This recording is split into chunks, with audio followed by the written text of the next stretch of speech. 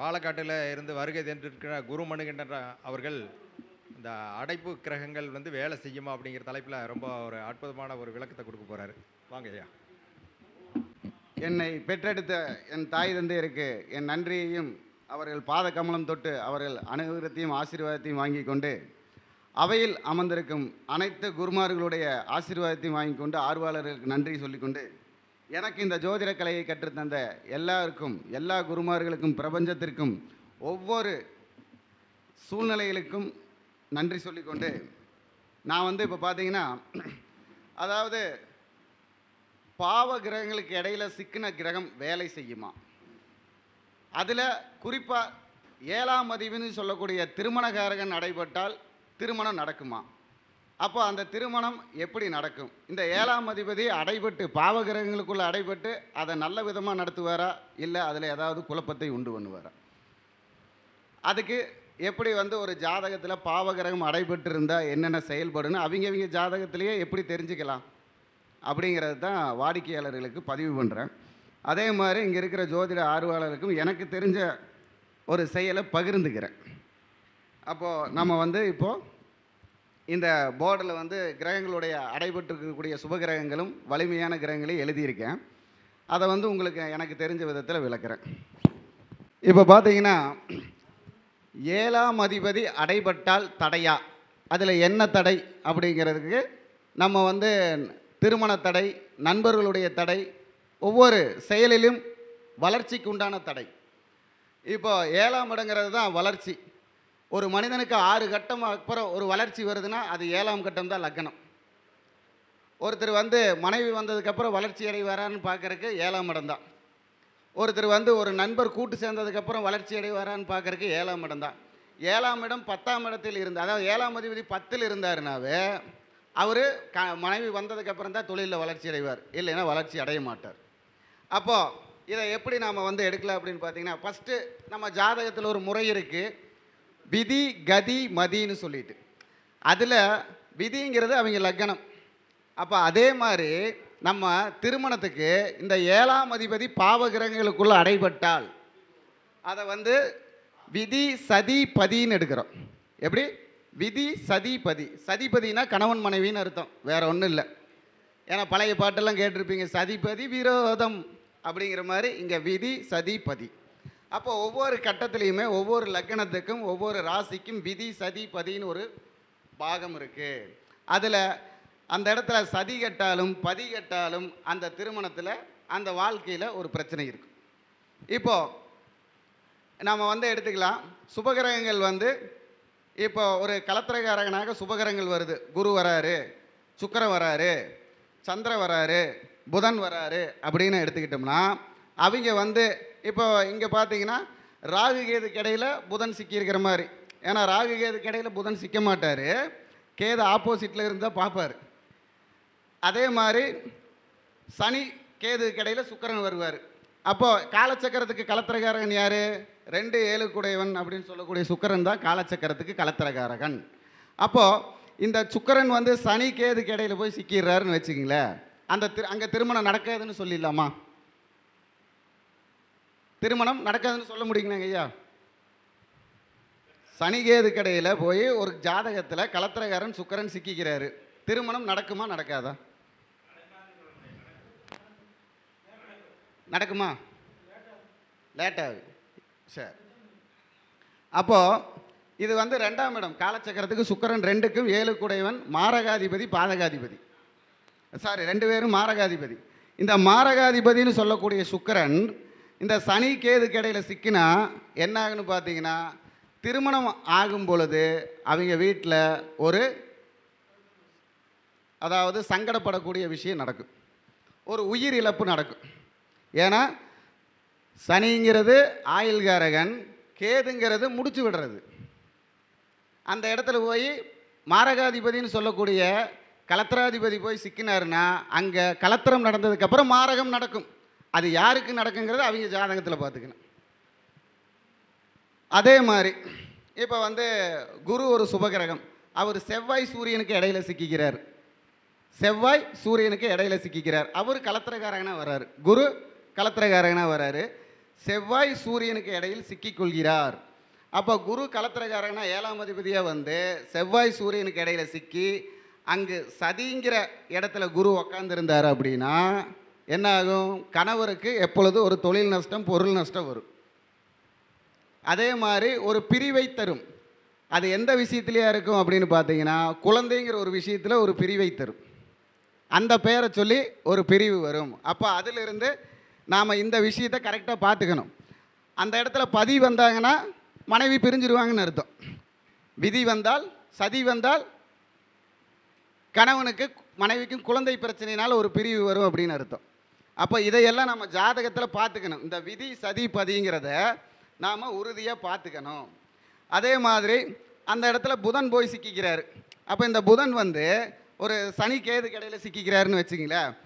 அப்போ அந்த புதன் சனி கேது கடையில் சிக்கும் பொழுது புதன்கிறது 2 பேர், ஈருடல் ஓர் உயிர் தான் புதன். எப்படி? ஈருடல் ஓர் உயிர் தான் புதன். இந்த புதன் போய் சனி கேது கடையில் சிக்கிட்டாருன்னா அந்த ஈர் உயிரில் ஓர் உயிருக்கு பிரச்சனை வரும்னு அர்த்தம். இதெல்லாம் ஜாதகத்தில் 10 பொருத்தம் இருந்தாலும் வரும்னு அர்த்தம். அதை பார்த்துக்கணும். நாங்கள் ஜாதகத்தில் 10 பொருத்தம் இருந்தது, திருமணம் பண்ணினோம், ஜோசியர் சொன்னார் அப்படின்னா ஜோதிடர் சொல்லும்போது உங்களுக்கு அவ்வளோ தூரம் அந்த நேரம் வலுத்துருக்குன்னு அர்த்தம். அவர் வேண்டான்னு சொன்னாலும் நீங்கள் அதையே பண்ணுவீங்க. அப்போது ஒரு ஜோதிடர் சொல்கிறப்ப அதை நம்ம யோசிச்சுக்கணும். அப்போது இந்த புதன் சிக்கினார் அப்படின்னா அவங்களுடைய தாம்பத்திய வாழ்க்கையில் பிரச்சனை வரும், அதனால் பிரிவு வரும். அதே மாதிரி சந்திரன் வந்து சனி ராகு கடையில் சிக்கிக்கிறார். சந்திரன் சனி ராகு கடையில் சிக்கிக்கிறாரு. சந்திரன் வந்து இப்போ அதே மாதிரி தான் எல்லா கிரகம் விதி சதி பதின்னு அந்த இடத்துல வந்து லாக் ஆகு. எந்த விதியில் லாக் ஆகுதா, சதியில் லாக் ஆகுதா, பதியில் லாக் ஆகுதான்னு பார்த்துட்டு அந்த இடத்துக்கு என்ன உறவில் வருது, அது ஆணில் வருதா, பெண்ணில் வருதா, இல்லை வாரிசில் வருதா, இல்லை அப்பா ஸ்தானத்தில் வருதா, மாமியார் ஸ்தானத்தில் வருதா, மாமனார் ஸ்தானத்தில் வருதா, அவங்களால நமக்கு பிரச்சனை வருமாங்கிறதெல்லாம் டக்கு டக்கு டக்கு டக்குன்னு சொல்லிடலாம். அவங்களால நன்மை வருமா, டக்கு டக்கு டக்கு டக்குன்னு சொல்லிடலாம். அதுக்கு ஜாதகமும் டக்கு டக்கு டக்குன்னு இருக்கணும், சரியாக இருக்கணும். இல்லைன்னா சொல்ல முடியாது. ஜாதகம் தவறாக இருந்தால் பலன் தவறாகவே வரும். அது வந்து நம்ம புரிஞ்சுக்கணும். ஏன்னா ஜாதகம் எப்படிங்க சரியாக இருக்கு? நீங்கள் இந்த 10 நிமிஷம் 5 நிமிஷத்தையெல்லாம் கணக்கு போட வேண்டாம். ஒரு நட்சத்திரத்துடைய நேரம் எவ்வளோ நேரம் இருக்குதோ அந்த நட்சத்திரத்துடைய 50-60% தன்மையை ஒருத்தர் அனுபவிப்பார். அதே மாதிரி ஒரு பாவகத்தில் லக்ன சந்தியில் நின்னாலும் சரி, ஒரு கிரகம் அதாவது கடைசி 1 டிகிரியில் இல்லை 0.3 டிகிரியில் இருக்கார் அவர். இப்போ வந்து ஒரு விருச்சிக இலக்கத்தினர் இருக்கார், அதுக்காக தனுசில் போட்டெல்லாம் பலன் சொல்லக்கூடாது. ஏன்னா ஒருத்தருக்கு தந்தையுடைய ஒரு சொட்டு ரத்தம் இருக்கிற வரைக்கும் அவர் தான் தந்தை, வேற யாரும் தந்தை அல்ல. ஏன்னா சரியா இல்லைங்களா?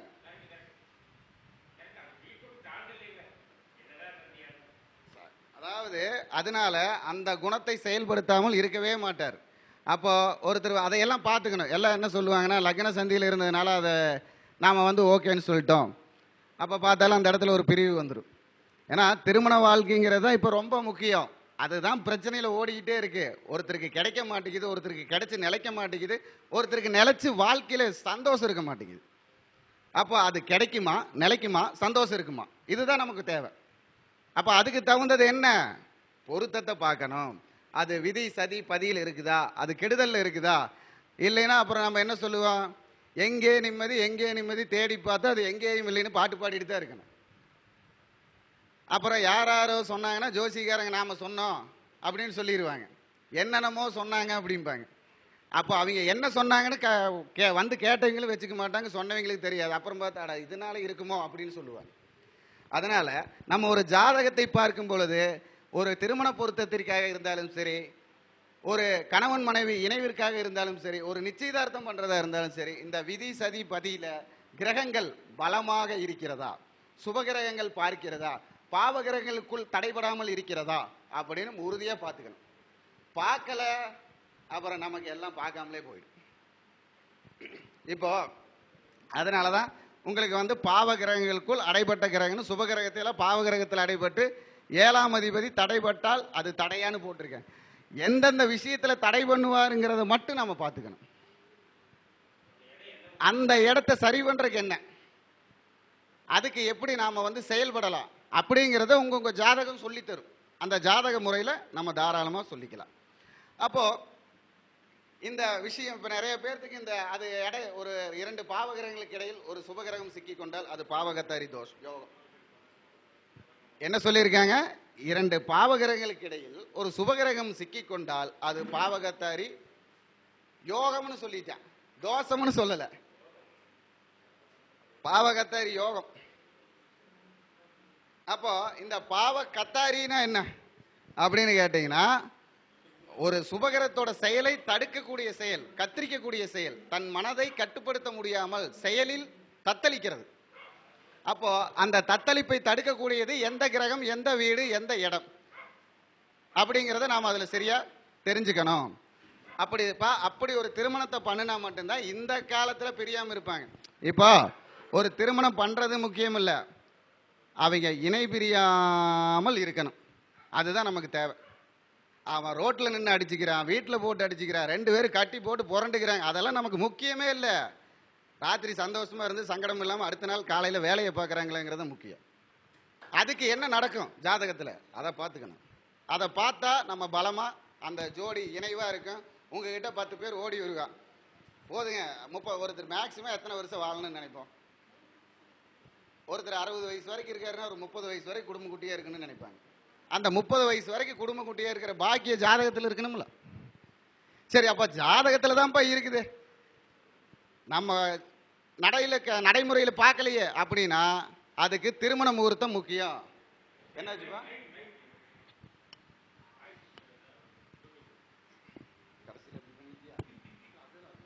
அப்படியா? அப்போ ஜாதகத்தில் இருக்குதப்பா. லாஸ்ட் பார்த்தா எல்லாரும் சொன்னாங்க, நாங்கள் பாவகிரகத்தை பார்த்தோம், புண்ணிய கிரகத்தை பார்த்தோம், அதுக்கப்புறம் அந்த கிரகம் இந்த கிரகத்தோட சேர்ந்துருக்குதான்னு பார்த்தேன், ராத்திரிக்கும் பார்த்தோம், பகலுக்கும் பார்த்தோம், ஆனால் லாஸ்ட் பார்த்தா எங்கள் வீட்டில் இருக்கிறத தான் பார்த்தோம் அப்படிம்பாங்க. இது பார்க்குறப்ப நமக்கு என்ன தோணும்? எல்லாமே நம்ம யோசிச்சு தாண்டா பார்த்து பொருத்தத்தை சேர்த்துனா, ஆனால் பொருத்த வருத்தம் பண்ணிருச்சா, இது என்ன பண்ணுறது அப்படிம்பாங்க. அது சொல்கிற நமக்கு ரைமிங்காக இருக்கும், வாழ்கிற அவங்களுக்கு சங்கடமாக இருக்கும். அப்போ ஒருத்தருடைய சங்கடத்தை நாம் உணர்ந்து தான் ஒரு விஷயத்தை செயல்படுத்தணும். அப்போ அந்த செயல்படுத்துகிறப்போ நமக்கு அந்த நேரத்தில் தாலி கட்டக்கூடிய முகூர்த்த நேரமும் அந்த அன்னைக்கு இருக்கிற நட்சத்திராதியுடைய தசையும் ரொம்ப முக்கியம். ஏன்னா நம்ம எப்பவுமே ஒரு முகூர்த்தத்தில் தாலி கட்டுவோம், அப்போ ஒரு நட்சத்திரம் இருக்கும். இப்போ அந்த நட்சத்திரக்குண்டான தசை தான் அவங்கள எத்தனை வருஷம் வாழணும்னு தீர்மானிக்கும். இதெல்லாம் யாருக்கு தெரியாது, யாரும் அதை எடுத்துக்கிறது இல்லை. அந்த தசைக்கு 10 வருஷம் தசைனா 10 வருஷம் தான் நல்லா இருப்பாங்க, அதுக்கு மேலே நல்லா இருக்க மாட்டாங்க. அதனால தசாநாதன் எப்பவுமே 20 வருஷம், 19 வருஷம், 18 வருஷம் முழுமையாக இருக்கக்கூடிய தசாநாதன் வரும் மாதிரி முகூர்த்தம் வைக்கணும். அப்போ என்ன பண்ணாங்க நம்ம ஆளுங்க விவரமா, பூர நட்சத்திரத்தில் கல்யாணம் பண்ணக்கூடாது, அது 20 வருஷம் இல்லை. பூரட்டாதியில் பண்ணக்கூடாது, அது 16 வருஷம் இல்லை